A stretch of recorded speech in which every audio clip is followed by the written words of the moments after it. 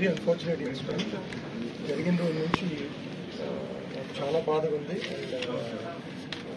And can't express feelings. తర్వాత అందుకనే రేవతి గారు చనిపోవడం big loss for the family.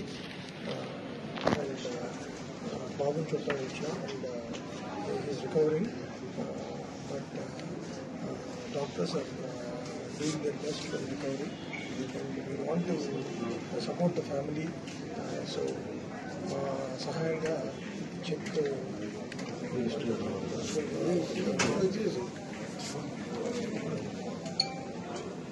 Sir ఒక్క నిమిషం.